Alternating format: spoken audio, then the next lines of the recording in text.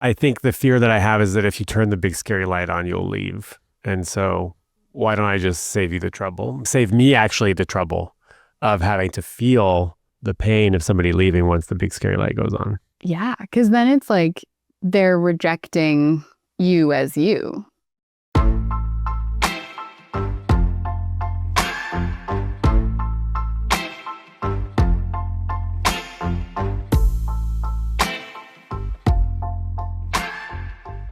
Okay, cuties, welcome. Today's guest is Jess Janz. She is a writer, community facilitator, and the founder of Dinner with Strangers, a project that has brought over 1,000 people together for a meal with one rule. No one talks about what they do for work. It's like Fight Club for friendly strangers.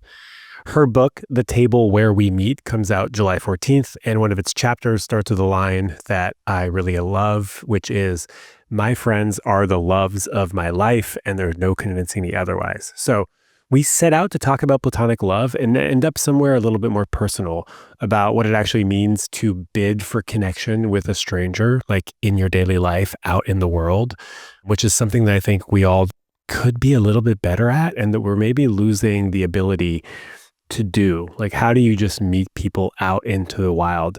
We also talk about what gets in the way of letting people in and what happens when someone turns the big scary light on and decides to stay anyways. Some other things that we talk about are like our obsession with romantic love over platonic love, right? The cultural programming, the attachment wounds, and how intimacy gets weaponized by the find the one narrative. How we sometimes narrate entire futures onto strangers in coffee shops within 5 minutes of meeting them because we're projecting all of our hopes, dreams, and desires on them before they've even introduced themselves to us. Bidding for connection, the concept of putting out small, honest signals and seeing if they're returned, right? Like, so how do you meet a stranger in public? I share my undercooked breakfast burrito story. Jess shares her cashier with her ex-husband's ring on, and other little anecdotes about meeting strangers in public. So this is a very sweet, tender, wholesome episode, and I hope you love it. And my name is Sean Galanos, and this is The Love Drive. Who knows? Platonic love, kind of a boring subject. Super boring. Yeah, super boring. No, and not much to say about it, I think, either of us. So that's good. Well, I think people want romantic love. That's what people are obsessed about, not platonic love. What's up with that? Unconsciously or consciously trying to heal our attachment wounds from childhood, and that happens more readily in romantic relationships than it does in platonic ones. Right. Because of the closeness of it, like how high stakes it is, do you think? Yeah. Yeah, intimacy. Yeah, it's harder, I think, to get there with friends, although it's totally possible. Right. There's something way more intimate, once you bring romance and sexuality into it. Yeah, that's a fair take. I think that's why. Also, culturally, the cultural narrative that you should find the one and settle down and have kids and, meet your equal and your other half, and that you won't be complete until you do. Yeah. It's such an interesting thing. I don't know if you have found this in your life journey, but like coming from the background that I do of like evangelical Christian purity culture vibes, like there's obviously so much emphasis not only on the traditional family, but on finding the one, and that it's like ordained by God, this like secret person that you're supposed to like magically just know, but they won't tell you how. And so it's like, no matter what else is going on in my world, like it's always spun back to like, yeah, but are you partnered? Or like, is there something going on with that person? Like even for a business meeting or something that happened one time when I was home and I was downtown Vancouver, my mom picked me up and I'd had this 2-hour meeting with an event venue, like a chef person in our hometown. And my mom was like, oh, was there a vibe? And it's like, no, we're going to collaborate together. Like, how about the great news of like the work that we're going to do together? And like, that can be the great thing that comes out of this 2-hour meeting, and not like, oh, did you magically finally meet the one in this 2-hour meeting, And so hard though. So hard. Yeah. Because I think also, people are uncomfortable around single people. Yeah. They don't really know what to like do with us. Yeah. It makes people uncomfortable. And I feel like I've gotten to an age right now where it's like, it's starting to get weird for people. Like, and I've been single for such a long time that people are kind of like, is this by choice? Like, what's going on? Like, I'm wondering if like I'm secretly like the weird single girl. by their definition, you know? How long have you been single and how old are you? I'm 36. I've been mostly single for all of my 30s, but I've been dating most of that time and have learned so much about love. I think I've learned more about love in the last 6 years than ever before. And through those endeavors of like dating and seeing if it's going to turn into a long-term thing or not has revealed so much about myself and about what kind of partnership I'm willing to enter into. So it's perfect that we're chatting today about love, friendship, and community. Yeah, totally. I mean, I guess we started. So why don't you introduce yourself? Yes. Hello, world. Hello, the Love Drive podcast. I'm Jess Janz. I am a writer and a community facilitator. I run a project called Dinner with Strangers, which brings people together for a meal. And the only rule is that no one can say what they do for work. And I curate questions based on a theme for the night. So there's always a theme to our gatherings, they're pretty loosey-goosey on the themes, where it'll be like, we're talking about change, or we're talking about pivot moments in our lives, or community, or loneliness, belonging, connection, identity. Hope is a team sport was one of ours in the fall. And I have a book coming out in July called The Table Where We Meet, which is about this project and the lessons that I've learned and stories from around the table, but also with the dinner as the backdrop and starting point, this idea of the proverbial table of like, what does it mean to actually meet each other, and what are the conditions necessary for that sort of proverbial table of this thing called life, I think. So that's what brings me here today. I don't know why this is like Prince themed all of a sudden. I'm glad you're here. Wait, what do you mean by Prince themed? Well, we're gathered here today for this thing called life is how his intro. Is that a lyric of one of his? Mm-hmm. I'm glad you're here, and you shared your book with me, and you mentioned that chapter 13. Ooh, how ominous. Chapter 13 could be an interesting discussion for us. And it was basically about how your friends are also people that you are in love with, right? And the importance of not necessarily putting up such high expectations when we meet people about what this is going to turn into, which I think is really easy to do when you're single, right? Like I'm always scanning like, ooh, is it you? Is it you? Could it be you? Could it be you? What about this? What about this? Was there a vibe, you know? And how that can put a lot of pressure and even sort of direct the relationship in a way that is maybe not helpful or in service of what wants to emerge. Yeah, the chapter is called We Need to Hear More Love Stories. And it's about hearing all sorts of structures of love that we experience. And some of those are like super brief and fleeting. And some of them are long standing and hard earned, and like the intimacy of doing relationship with someone for decades obviously has beautiful lessons, and like that is a level of commitment and dedication and practice of forgiveness and communication, hopefully, that you're actively practicing in those long-term relationships. But yeah, in an experience like Dinner with Strangers, because the invitation for people isn't even about like building a community necessarily. Like people often come and they're like, this is so great, you're building community in our city. And I'm like, this actually isn't community building because it's a one-off experience. Yeah. And the invitation is not like, oh, come and you're going to meet your people and then keep coming and returning and like we all need to get along and like become friends and get close to each other. The invitation is like, sit across from someone completely different than you and see what that's like. And so there's no determined or established outcome.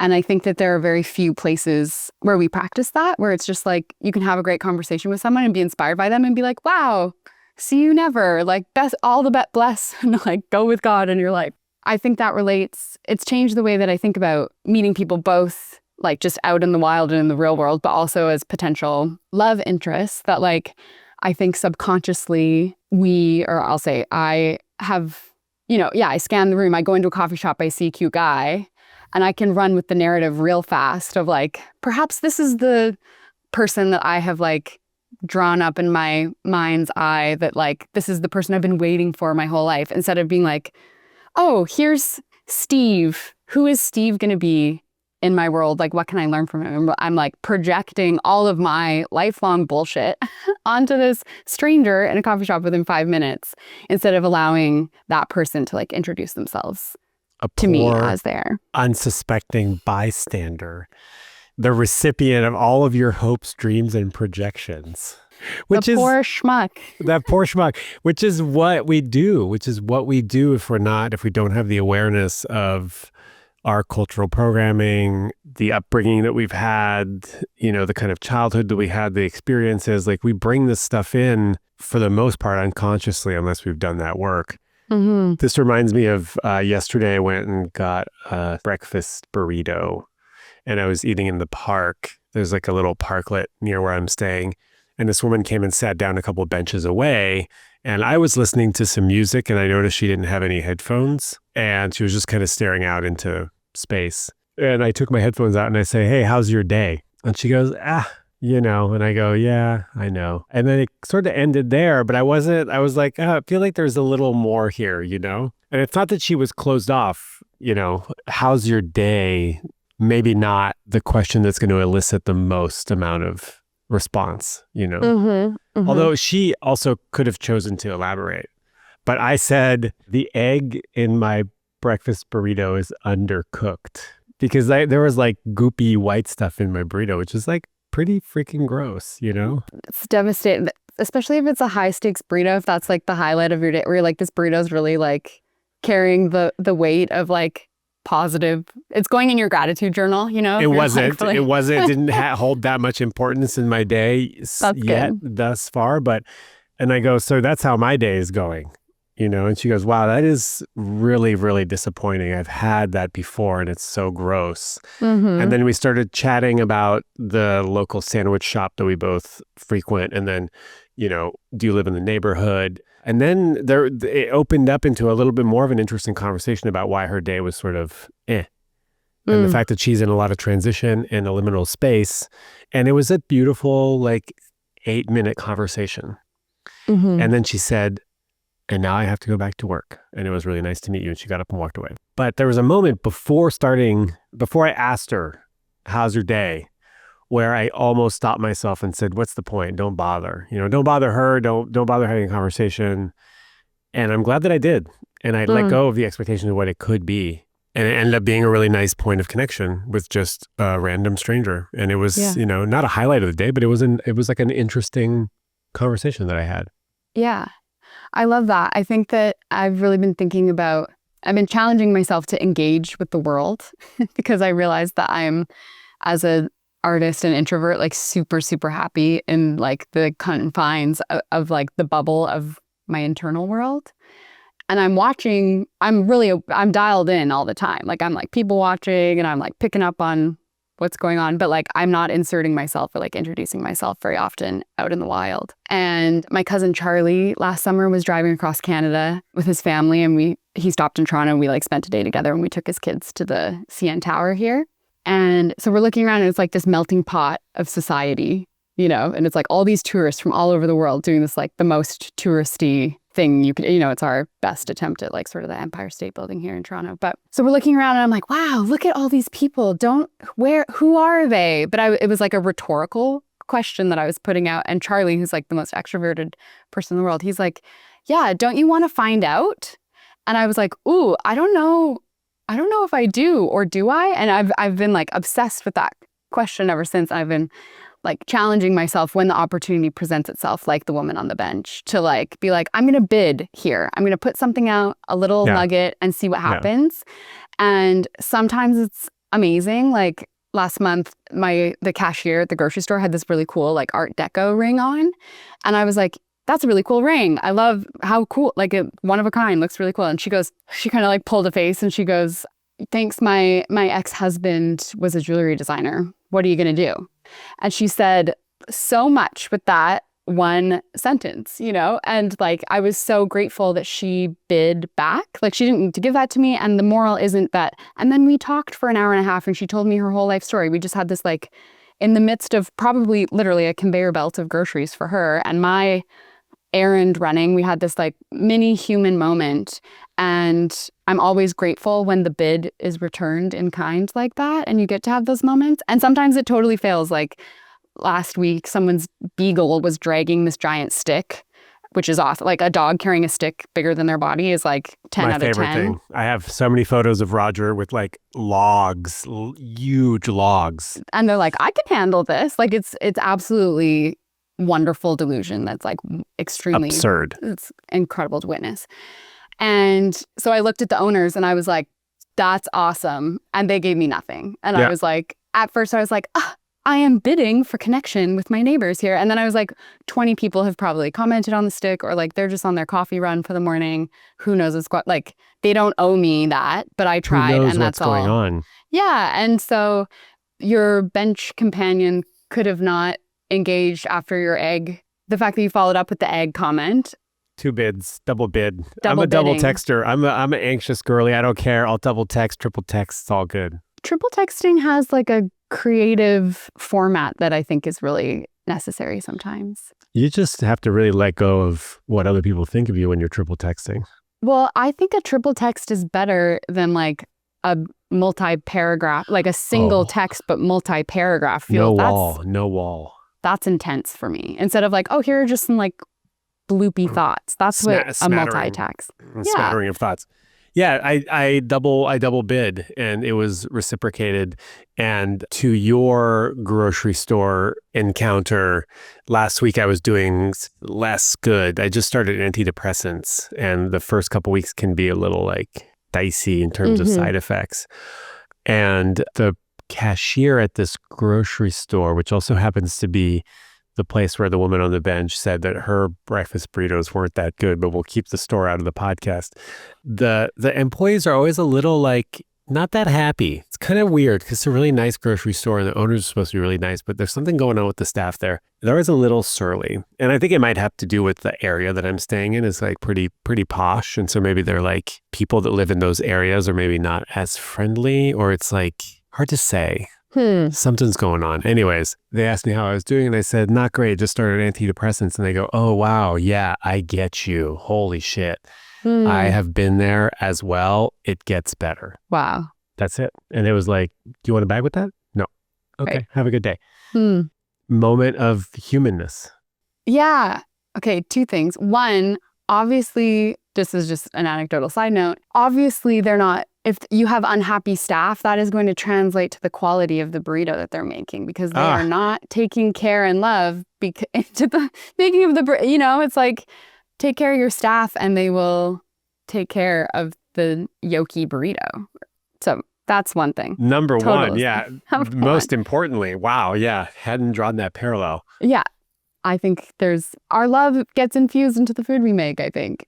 The intentions there of the food might not be good if I'm making it, but that's neither here nor there. People often, with this idea of like how much to share, how much too soon, how do we answer, how are you?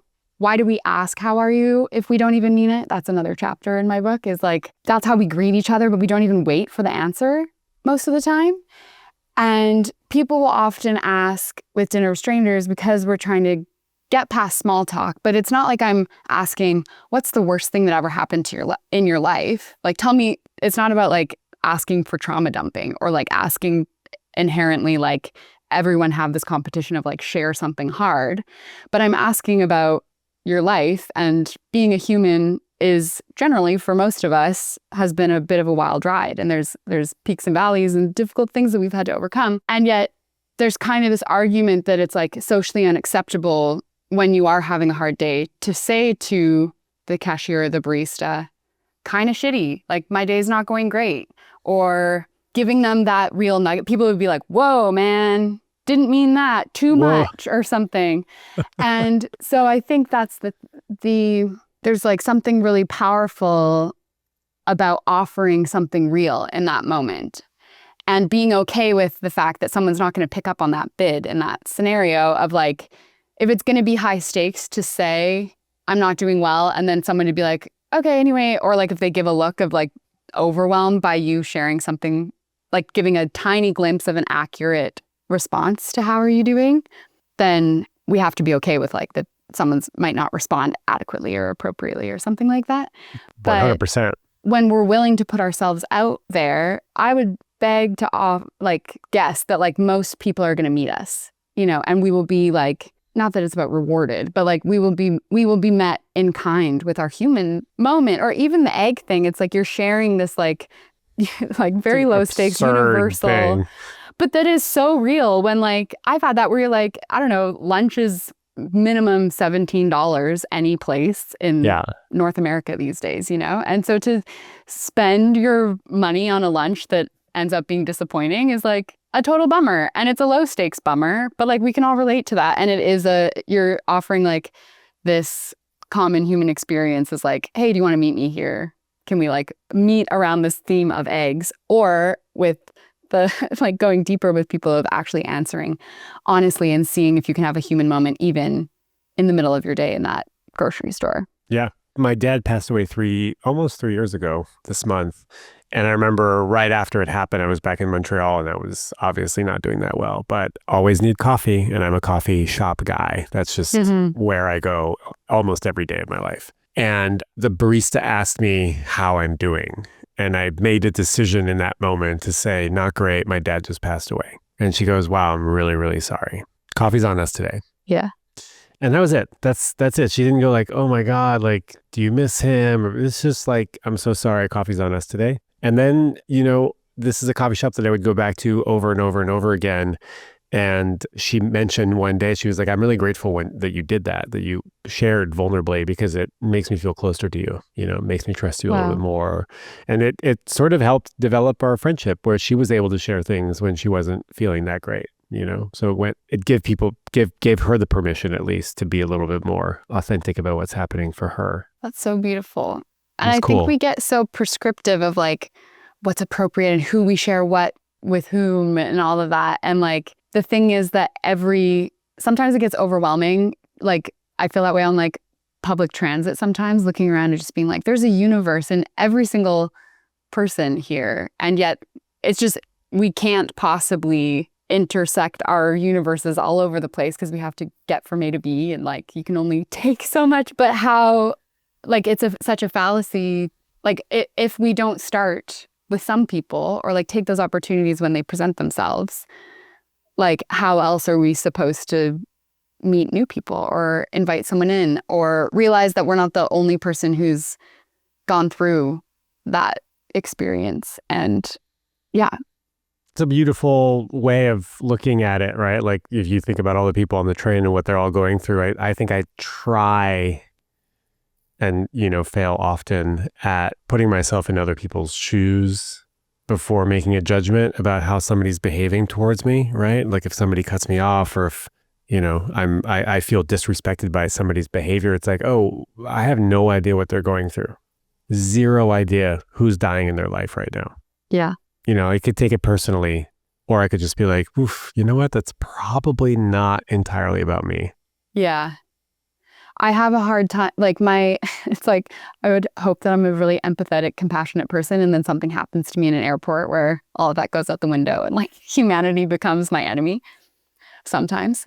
And like line cutters, like really, that's really, I can get like pretty self-righteous and annoyed at that because it just feels like such an injustice or whatever. But to think that like there's something deep rooted in someone who's a line cutter, maybe like if I can like try and apply some compassion to that person, it's like, I mean, one, maybe they're super late and they don't owe me an explanation of like, are they going to go through the line and be like, I'm so sorry. My flight leaves in 20 minutes. Can I please cut in front of you? Which I would, but I'd love an ask. Which they should.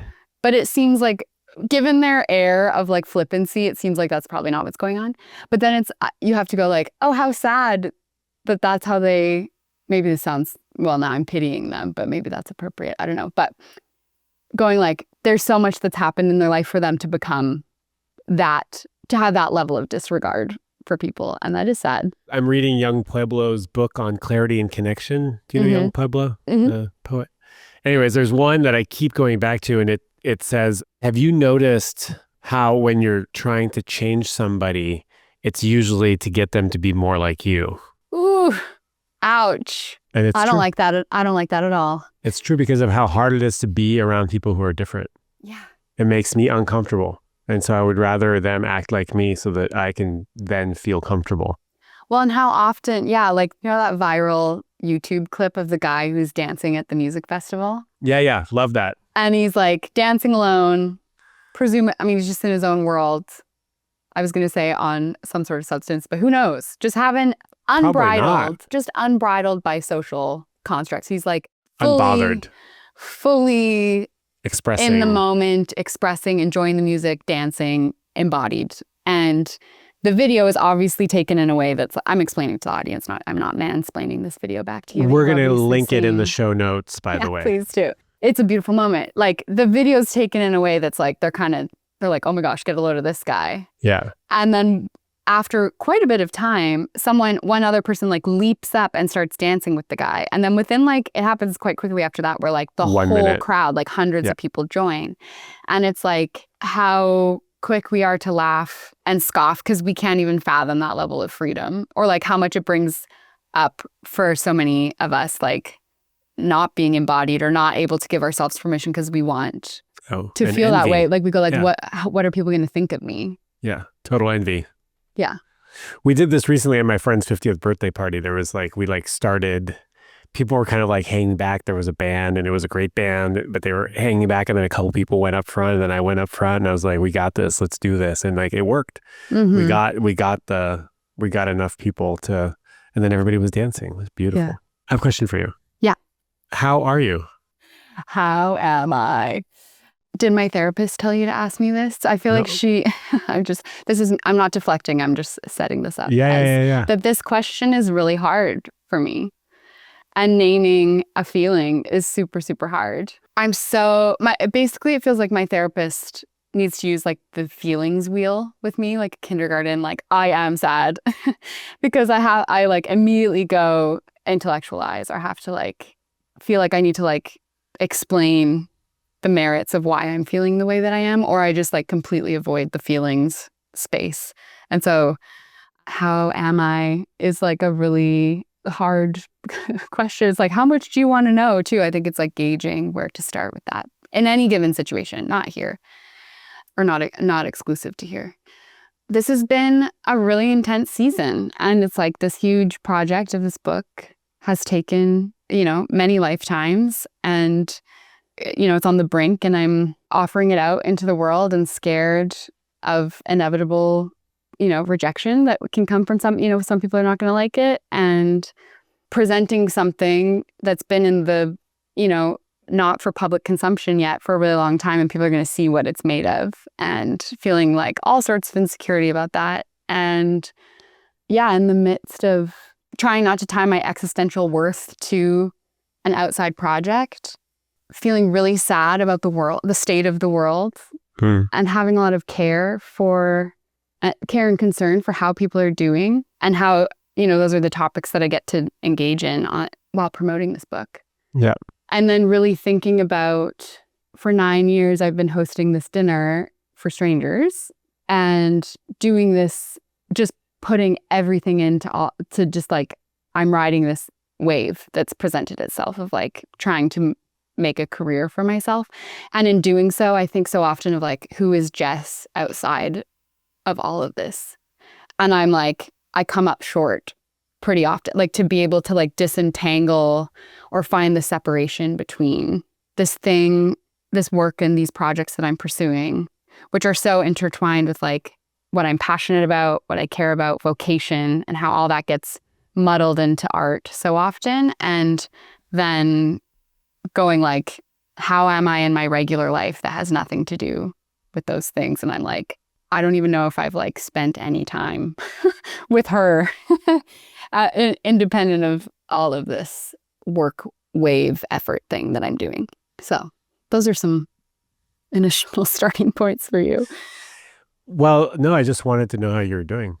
Mm-hmm. And thank you for sharing. I don't know if I'm doing particularly well. I think I heard fear, scared. Yeah. Maybe like a little curious about who Jess is without Dinner with Strangers. Mm-hmm. And this work that you've built, which by the way, I relate to a lot. Mm-hmm.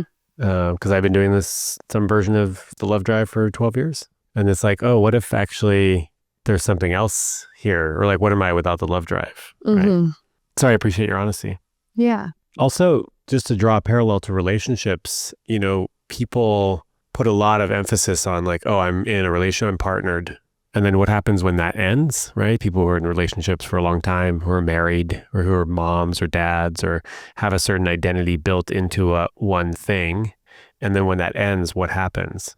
right? Like the dangers of not cultivating the full life, Hmm. and also the importance of not attaching so much importance to one aspect of your life. Totally. My literary agent has talked about like the midwifery, like that his role was to like midwife this book, basically. And so we've been using these like birthing metaphors throughout this whole process. Beautiful. And I've been, talking about that with like different friends where my friend Joelle said like, oh, you're learning how you write a book in the same way where it's like, you're learning how your body carries a baby, or like every pregnancy is different, obviously. And I've had so many friends, some people are like, oh, this is more or less a breeze. And like pregnancy is like, isn't it beautiful? And I've had other friends who just have like water retention and bloating and they barf for 9 months straight. And let alone like the many very real, very life-threatening things that can go wrong and complications with a pregnancy. And I've had a couple girlfriends in particular who have been like, I kind of hate this, but I'm hoping that the like end result, like the like juice is worth the squeeze on this. And then there's an added judgment sometimes with them that they wrestle with where they're like, I'm supposed to love this, or this is supposed to be, they're like, this is literally the miracle of life and I'm so miserable. And so I think I've been like, oh, I'm realizing what this gestation period has been of like creating this book and bringing it out into the world. And then another friend was like, and then the thing about giving birth is that kid, you don't have control of it. They're their own human in the world and they're going to go have their own life that's completely independent of you. And you do your best. Like your role is to like nurture and garner that, like usher them into the world. But like they are going to present to you who they are as a human being. And so maybe that's, I don't know if that's like too much to claim that as a metaphor for this, but it's like my book, it's going to do what it's going to do. Like I have to like release and surrender it and like, we'll see what happens. So it's out of your control. Mm-hmm. I mean, you can show up on podcasts, you could promote the hell out of it, you can do all that stuff, but ultimately, that you turn over to God. Yeah. And I think the thing that's been really funny is like, obviously I'm having publicity meetings and publisher meetings and agency meetings, and all these people are like collaborations and brands. And there's like this, I know this is happening internationally and like North America wide, globally even, is like the commodification of community and like the monetization of that. And I've been really thinking about that as like, this is a project that started in my friend Ryan's hair studio that like we would cook and make food in crock pots. And like it started as this like grassroots underground thing. And now it's like, because I've been trying to make a living from it, then it's ticketed. And by putting a number on it, like that gets weird for me a little bit. And there's also that layer of like, as creatives or people who are making a space or holding a space, like that does cost money. And people, in the same way that like I pay a yoga studio membership because I use that yoga studio and I'm happy to do so. They shouldn't just do that out of the love of their heart, So, our artists and creatives and gatherers do need to make a living.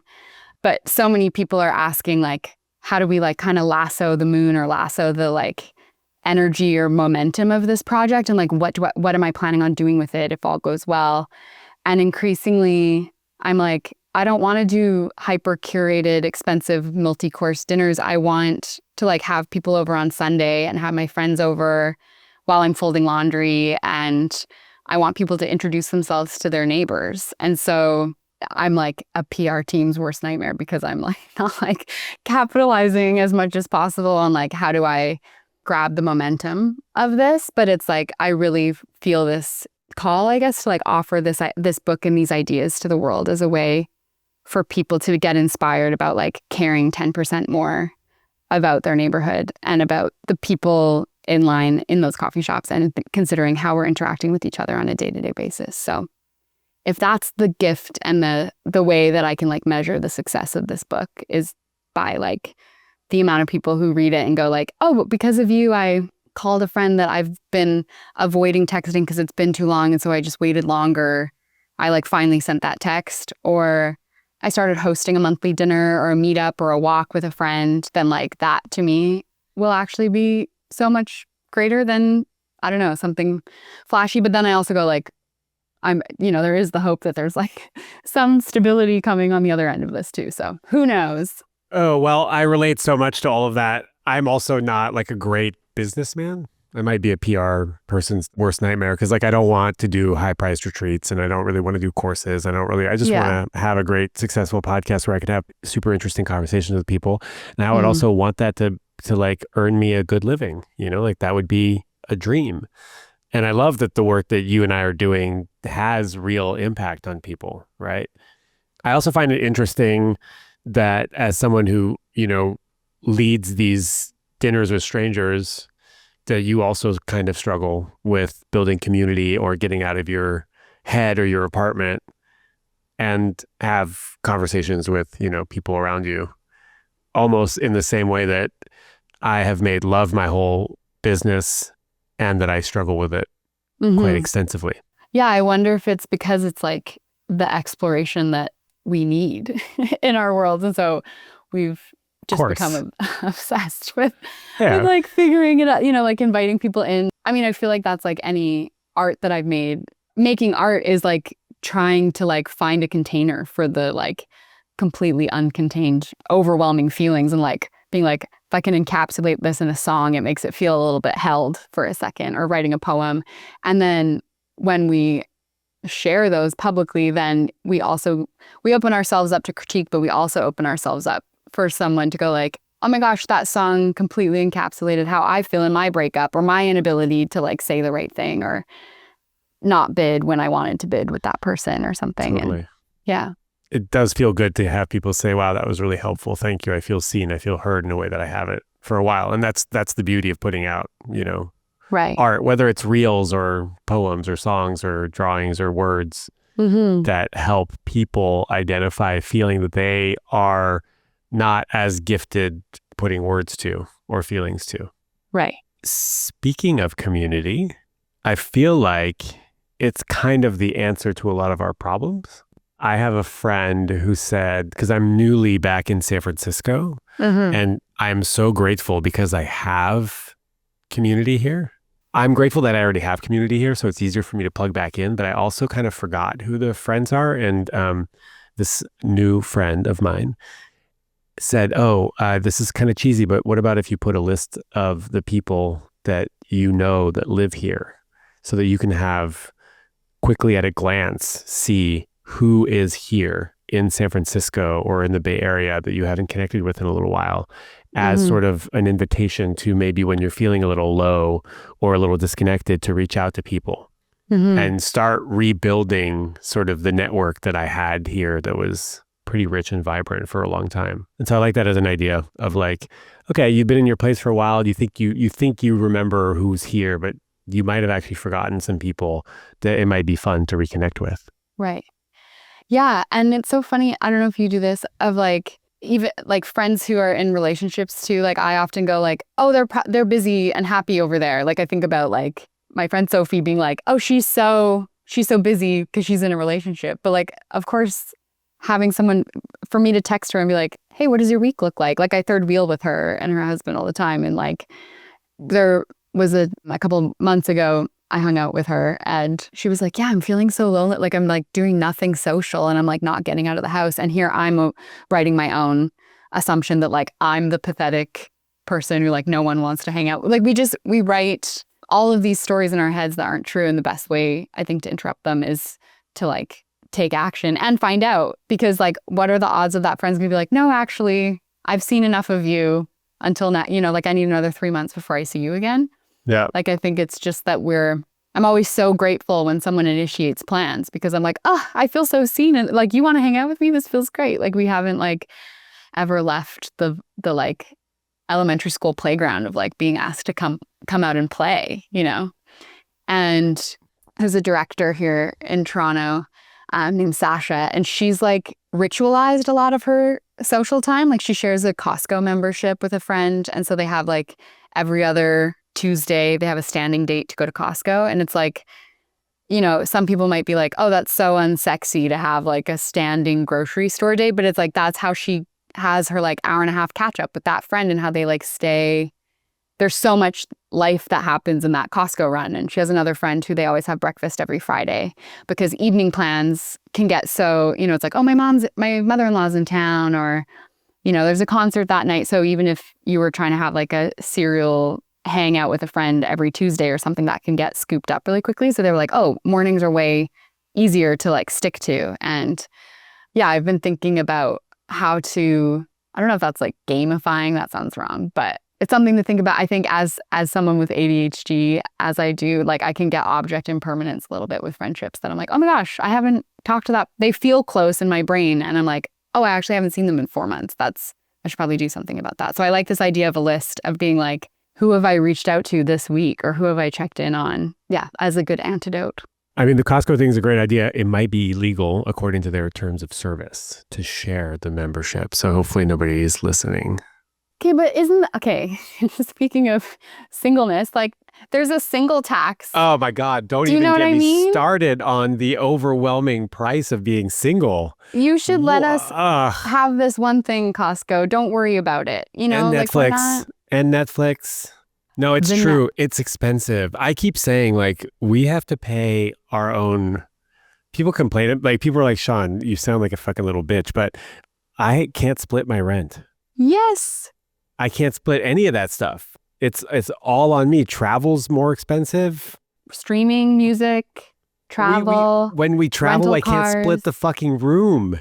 And some people are like, like that's so unsexy. And I was like, sure, it might be unsexy, but it's also very realistic. Well, it all adds up. It all adds up. Driving alone. Even I experienced quite a bit of grief while I was writing this book of like how alone I felt in it.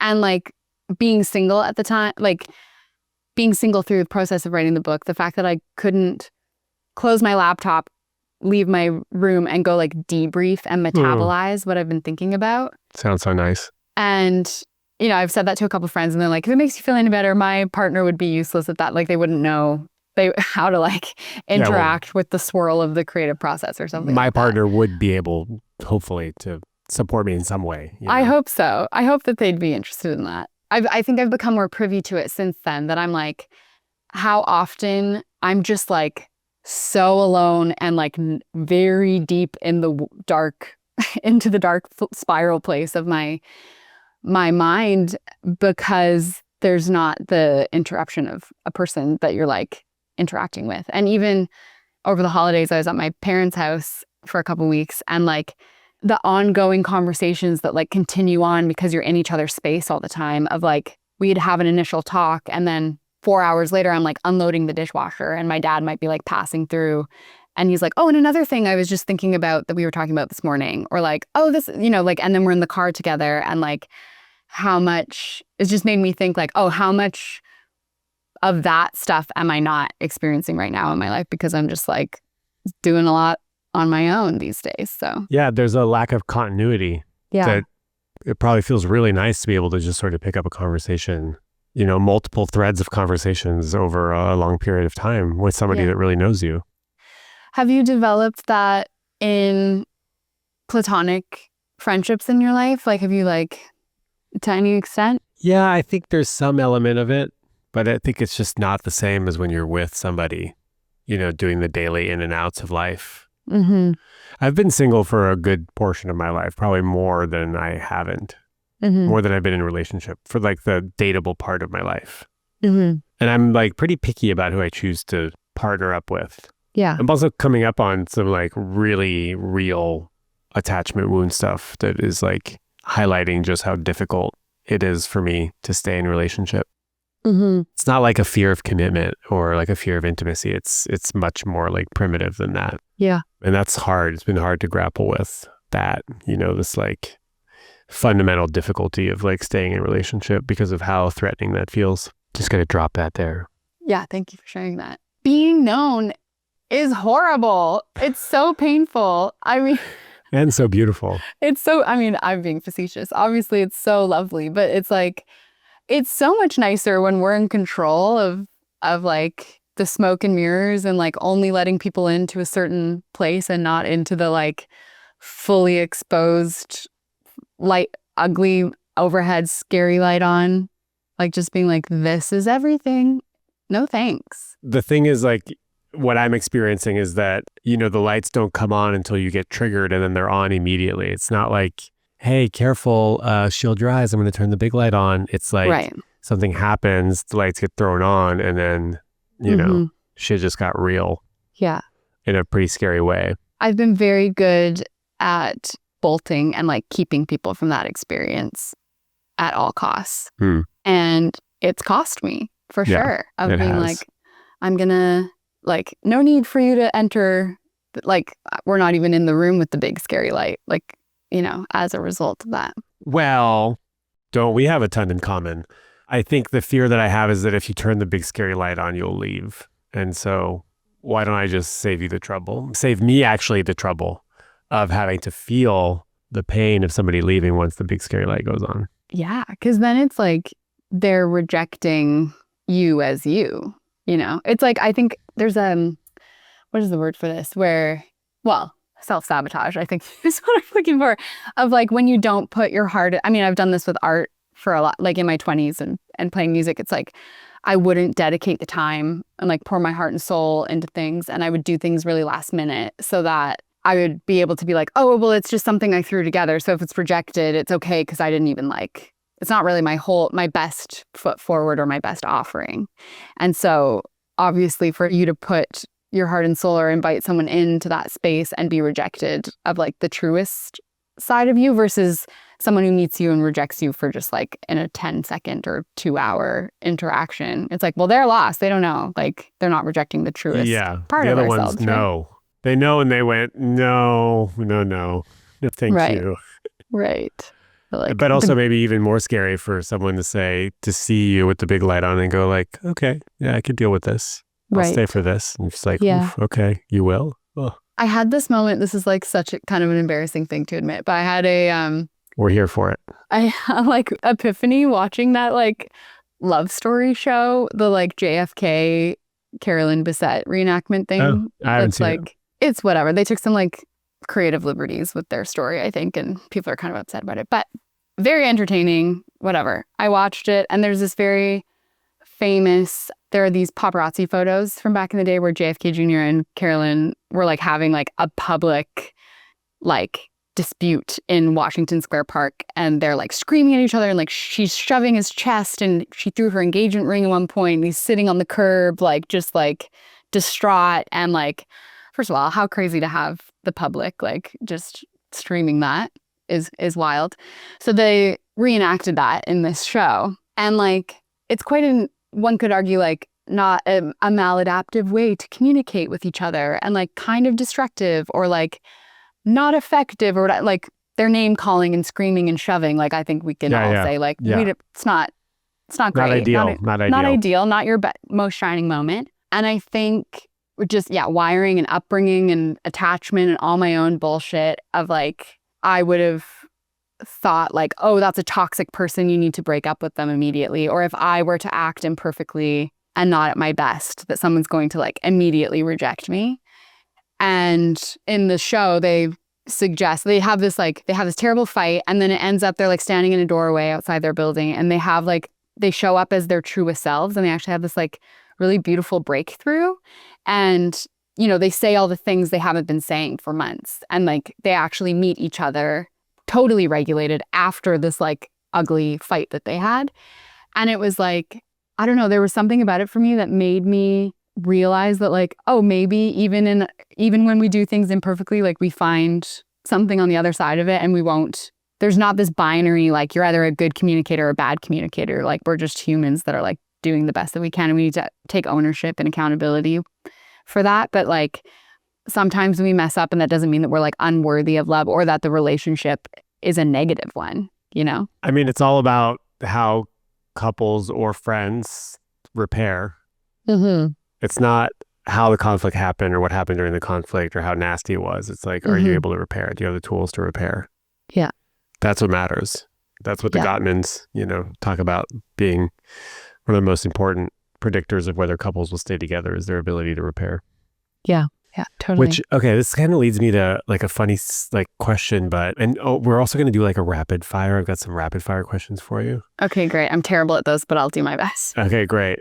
Like, what is it about friend breakups that are particularly challenging? Because it feels like a romantic breakup. People are like, okay, I don't ever want to see you again. But when it's a friend, it's like, oh, you don't even want to be my friend. Well, we have a script, like we have a script for breakups. We have a playbook for romantic breakups. And it's like kind of expected to like basically go no contact. That's sort of like the MO is like you announce it, you have hopefully more or less, even if it's not like complete closure, you have a conversation where someone says, I'm changing the terms of our contract, basically. Like we were in a relationship and I would like to exit that relationship.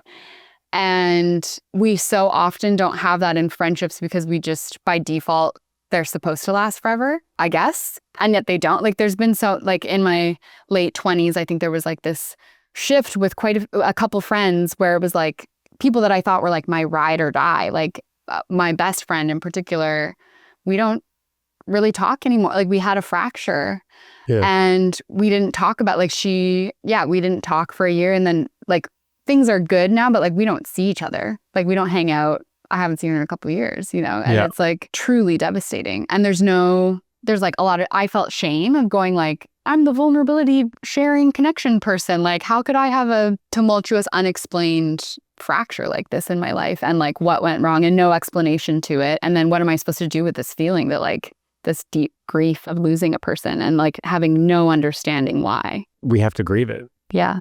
It almost feels like a 6 CD changer, like, or we can't just like be accumulating friends for our whole life and not expect us to reprioritize certain friendships in our life. We can't, it's inappropriate to assume that you would have the capacity to just keep adding friends to your Rolodex. Yeah. But I think, I mean, as far as like access and proximity or like how often we see a person, we just like physically can't be close to every single person that we meet. And we shouldn't.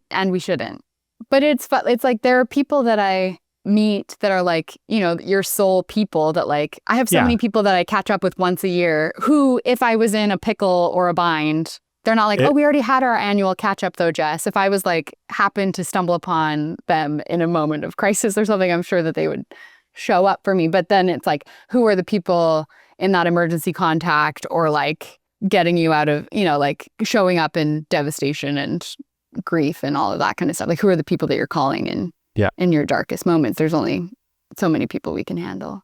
That just feels so cold to be like, sorry, Christina Aguilera's album, you're out of here. We're putting in someone else. Sublime or whatever. I don't know. Yeah. But that's kind of what happens. Yeah. Wow. I had all these questions prepared for you. I haven't asked a single one. Well. And that's very, very on par for my style of interviewing. Yeah. It feels nice to be able to, feel met. Like I feel like we've just been able to like land as we are today, which has been really nice. We started talking about, I think this is kind of an important thing to maybe touch on, is that like, people had said, oh, Dinner with Strangers is building community, and you said, no, not really, because this is just a one-off event. And I used to tell people all the time, like, if you want to meet people, you need to keep going to places or go to places where people meet frequently. And that there's some variety or shift in the people that show up. Yeah. So whether that's salsa class or ceramics or run club or badminton or what else we got? Book clubs. All right, you hit me with a few now. My mom is part of like a Facebook group called Tri-City Moms in like the suburbs of Vancouver. And people, they're like, oh, my kids grow to this diaper size. I have unopened diapers who want, it's kind of like not mutual aid, but like. Oh, it's the buy nothing group. Yeah, they're sharing stuff or like we're having a bake sale or yard sale, whatever. And then this woman last year said, hey, I'm moving back to Port Moody after like being gone for 20 years. Like, how do people make friends in their 50s? And like, does anyone want to go for a glass of wine? And like within an hour, 130 people responded and said, I want to make friends. Like I've been a part of this Facebook group for years and like, I'm lonely. What are we doing? And so my mom, her sister died, who was like the fifth member of our nuclear family, basically, and was like her person. Like her friendship world has gotten really small over the last couple of years. And so my mom is like, oh, I don't want to do this, but I know that I need this really desperately in my life, actually. And so she went to this like wine hangout, and now they call themselves the Third Thursdays ladies, and they meet the third Thursday of every month, and they do a different activity like this. And my mom was like, yeah, I'm playing mahjong checkers, who would have known? And she's like going to the Legion and seeing like bands play, and they're like leaving their house and making plans, and like they've created this beautiful community of women who are like meeting each other, and it's like everyone's welcome. They kind of have, I don't know if I should say, like similar to the Costco membership thing of like, this is maybe not meant to be said, but there's naturally friends that have formed that are tighter, but this also is this like everyone is welcome to show up. Like this is the plan for the month, who wants to come, and there's sort of a ringleader who like organizes this for them. And so I know that it's kind of bad news for people who are like introverted and homebodies, and it's like, unfortunately, the antidote to our like seeping loneliness that I think a lot of us are feeling is like, we got to leave the house or meet in intentional online spaces that kind of like override that. But like we do need to be putting ourselves out there a little bit. Unfortunate. That's like good news, bad news. Well, you want anything different in your life, you're going to have to get out of your comfort zone. I mean, that's just, I can't see any other way around it, right? That's how that works. Yeah. So I'm back in San Francisco, and I used to live here for 10 years and the Bay Area for like 20 years. But since I've left, I used to go to a lot of 12-step recovery. And since I've left, COVID happened, and a lot of those meetings went online. And so now I'm back. And speaking of online communities, we have three days a week. We've got a meeting on Sunday, Wednesday, Friday at 8 a.m. with some of the guys that I got sober with like 17 years ago. Wow. And I feel super connected. They don't all live in the Bay Area anymore, but they're still meeting, and it just feels really good to be part of a community like that, even if it's online. And then, I've got another men's meeting that's more like men in leadership roles that I attend every other week. I'm starting to know some of the people at the local coffee shop. I used to volunteer at bike shops, at a community-run bike shop where we help people fix their bikes. So there are ways of building community. Absolutely. There are ways of building community, but it is going to require you to get out of your comfort zone, to show up and do something different. And I will add to, I lived in San Francisco for a year, and I completely failed at making friends. And I was like working for a tech billionaire, and like work was really crazy. It was like a really weird time in my life. But I was desperate for friends and didn't have a lot of time. And so every yoga class felt super high stakes, because I'm like, I'm so lonely. Like, who do I like? But it doesn't happen immediately necessarily. And I remember this yoga class, I went early and I was like, okay, I need to like say hi to 3 people. But I wasn't putting myself out there in the way of like, hi, I'm Jess. How often do you go here? I just like complimented someone's bracelet beside me. And she was like, oh, thanks. And then she's like getting ready for her yoga class, as she's able to do. And it's like, I metabolized it as rejection, but it's like, I also didn't fully make my bid of what I actually was hoping for known. Yeah. And I think what would have been way more helpful in that season was like, I should have introduced myself to the teacher in that space, because people who are like the hosts or holders of those spaces of all these, the golf course, for instance, is like, talk to the golf course coordinator or something and be like, hey, the range master. I'm like, who's on a golf course? I don't know. The cart girl. All I know is cart girls are there. Don't talk to the cart girl. Leave the cart girl. Everyone leave the cart girls alone. Don't do that. But what did you call it? A ranger? There's rangers? The range master, maybe? Yeah, the guy who oversees the driving range. I don't know. There's the club manager. There's... or whomstever you can find in a blazer, correct, I guess. Whomstever. Anyway, I think that would have been more effective. And it's like, we're giving double bad news of like, unfortunately, you do have to leave your house. And you also have to like kind of state clearly what you're looking for. If you're like looking to build community or you're new to an area, to like, it would have been, I think, way more effective and beneficial for me to have introduced myself to the teacher and be like, hey, I'm Jess. I just moved here from Canada. I'm in a crazy season of my life. Can you like not keep an eye on me or whatever, but just like let her know that like, I'm sure it will be like the barista who you were willing to say, my dad just died, that you immediately your intention wasn't like, oh, I hope this endears her towards me. You were just being honest. But I was just trying to get a free coffee. I was going to make a joke when you said that of like, and you haven't been paying for coffee ever since. You just Nope, like, just the one, man. Just the the one. statute of limitations. When does that end? Of being like, my dad died. I have a dead dad. Can I get a free coffee? Well, it turns out that I sort of became friends with that whole group, and then I would get free coffees all the time. Well, It had nothing to do with my dad dying. becoming a regular and being a pleasant patron of a place pays its dividends for sure. Yeah, you could have said to the yoga teacher, hey, I'm open to adjustments, Yeah. And when do you teach? I'd love to come back. Like whatever, some Right. little thing. Just, I really like your classes, or like, I'm sure she would have been like, oh, just on the lookout for me, like, Naturally. and maybe, or to be like, oh, Jess, you should meet Sandra. She's also Canadian, or what, like that, like those, I think, yeah, again, space holders are great at generally like putting people together and like just being aware of how people are interacting in the space. Okay, were you ready for rapid fire Q&A? I'm ready. Let's see. I have some from IG as well. Excited. How do you tell the difference between friendly and flirty? I feel that the line is blurry. Anything can be flirty if you believe in yourself. I think it's like if we flirt without like attachment to outcome, in the same way we're bidding, like you can't get upset if you're flirting and then someone's like, even if they flirt back, but then they're like, okay, well, have a good, like, see you never or whatever, and then get mad, but you're like, but I flirted with you. Like no one owes you anything.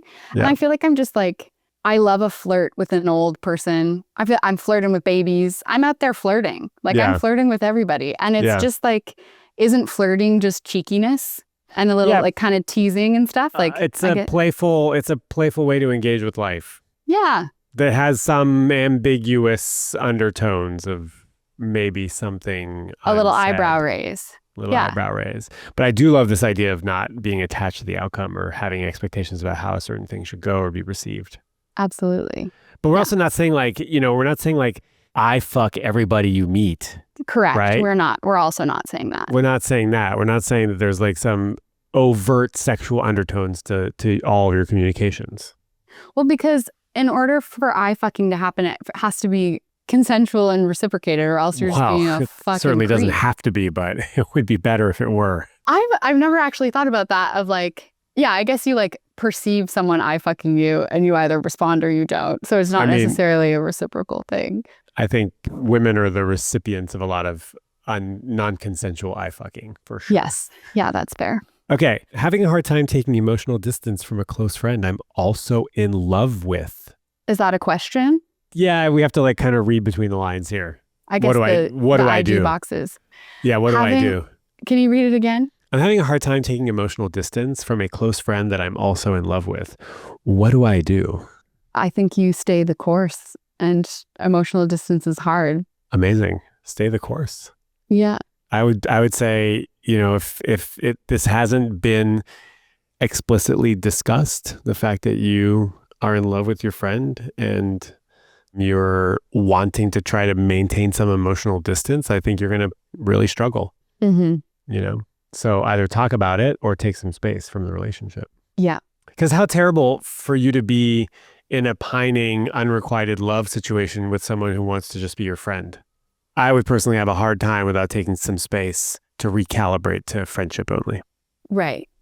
I think I read it, or I heard it as that conversation maybe had already happened. But that's silly of me to presume. That is really silly. So silly, Jess. I think, yeah, because thinking of being the unassuming friend, perhaps, that doesn't know that this person is in love with me or has feelings for me. And then if you just pull away, like how like dysregulating and sad that would be to not have any understanding. And for them, I think it's like when we invite each other into our experiences and our truth, whether that's like what we're struggling with or what we're feeling, that person can either become the friend that they have feelings for, can like respond with like way more boundaries if they don't feel the same way, to like make sure that they're not like blurring this line of friendship and, like they're able to meet you fully because you're sharing where you're actually at. And then I think if you need space, it's good to say like, hey, I need to, I think recalibrate is a great word for that. Yeah. What do you call it when you want a relationship, but then also don't want a relationship at the same time? Undecided, obviously. Ambivalence, relational ambivalence. Hard place to be though. Does anyone, I guess we do go like, I am open and ready and interested in a relationship. But just because you feel that way doesn't mean it's going to happen. Well, it's also like, hey, I'm kind of lonely. I could use more friends, but I'm also not really willing to do anything different about it. Right. I guess it's like someone said, I remember traveling, I was like backpacking when I was like 19, and someone said that they were from Italy. We like met this guy in a hostel or whatever.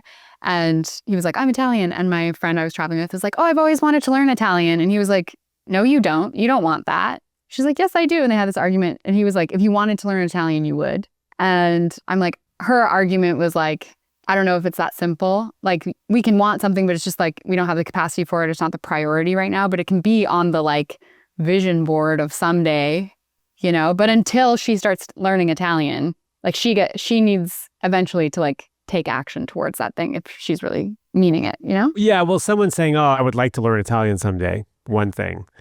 Gosh, I wish I could learn Italian. I've wanted to learn Italian my whole life. It's like, well, have you done anything to learn Italian? Mm-hmm. Dinner with strangers rule, no talking about work. What's another topic you'd ban from first dates? I don't know. I go back and forth on, I had a therapist where we had a shtick all the time where she was like, you go way too deep, hard, but like, you shouldn't be talking about this on first dates. Like, she was a very like, there's like parameters of what's appropriate and not. And I'm like, but we're getting to know each other. And if someone brings up a topic, why would I be like, oh, it's too soon to talk about this? Like, I don't know. You talk about it at the appropriate stage that topic's at. Do you know what I mean? But you could say, oh, I'm not prepared to share that with you, but if we keep seeing each other at some point, I would love to fill you in. Like, if someone asked you about your divorce on your first date or something, you could say, oh, I'm not prepared to answer that, but happy to share if we continue getting to know each other. Yeah, I think that's good. I think that like... Deep trauma. Yeah, because we don't know where they're at. And I think it does create an intensity. I've changed, I'm reformed on first dates, like the marathon first date, especially with like someone that you meet online who's like a complete stranger. Like, I do think that the first date is supposed to just be an initial gut check. And then once if the vibe is there, then you make a second date. And I have historically had a couple of very long first dates where I'm like, well, I was just rolling with the vibe. And like, all of a sudden it was like, we met up for a coffee, which turned into a walk, which turned into lunch, which turned into whatever. And then so you have this like really intense day that feels like, what was that or whatever. And it's like hard to calibrate. You've like gone super far emotionally together, like shared so much, obviously, in like a 7-hour period the first time you meet someone. And then you're like, I have reformed my tune on the length and intensity of first dates, duration and intensity of first dates. I think that's fine, as long as there's no hard and fast rule, you know? Yeah. Jess, tell us where we can find you. You can find me chronically online at my Instagram is at Jess Janz and jessjanz.com. You can find my book info and all the pre-order stuff at jessjanz.com/book. You'll be able to find my book at any indie bookstore, probably most indie bookstores, especially for pre-order. You can go in and request what book you want them to order you in, and they will bring it in. And I would love for people to buy my book at their local indie bookstore if that speaks to them. And finally, what does love mean to you? What an impossible question. I know. I know. Being seen as we are. I think it's like in whatever exposure we're able to get. Like we were talking about the big scary overhead light. It's like love is like even like holding a candle and seeing a part, like just like a sliver of us, and that we can bring endearment and meet that person and as they are, then that's love. Sweet. Thank you so much for your time and your wisdom. Thanks for having me. This is so fun. Thanks for making the space and sharing my world with your world. You're so welcome. See you around. Okay, folks, that was Jess Janz. You can find her on Instagram at Jess Janz, and everything about her book, The Table Where We Meet, out July 14th, is at jessjanz.com/book. If this conversation moved you, go pre-order it. Go follow her on Instagram, or better yet, go to your indie bookstore, your local indie bookstore, and ask them to order it for you. If something from today struck with you, a bid that you've been holding back, a friendship you've been meaning to reach out to, a love story in your life that you haven't named yet, I'd love to hear about it. podcast@thelovedrive.com, or drop it into the comments on Spotify or YouTube. You can leave me a question, podcast@thelovedrive.com, also 415-494-9559. And until next week, have a beautiful week.